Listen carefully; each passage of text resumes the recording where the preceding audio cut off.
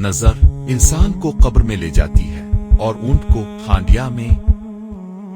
ये कोई कहानी नहीं, ये कोई वहम नहीं। सही मुस्लिम रसूल अल्लाह सल्लल्लाहु अलैहि वसल्लम ने फरमाया, नजर हक है और अगर कोई चीज तकदीर से आगे बढ़ सकती तो वो नजर होती।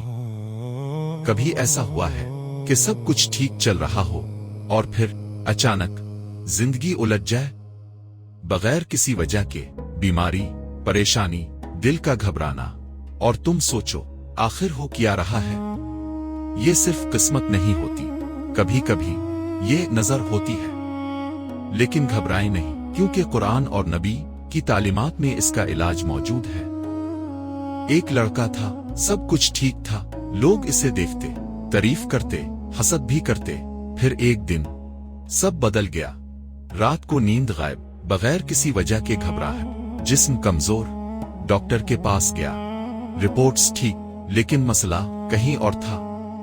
एक बुजुर्ग ने इसे देखा और कहा, बेटा ये नजर है, तुम्हें किसी की नजर लग गई है।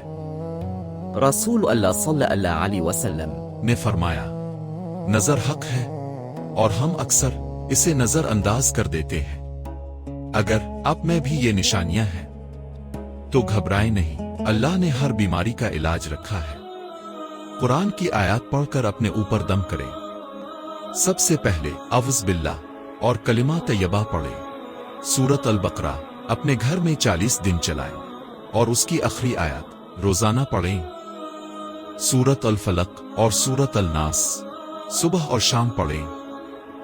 नजर हकीकत है, ये नुकसान पहुंचा सकती है, लेकिन अल्लाह का कलाम हर चीज से ज्यादा ताकतवर है।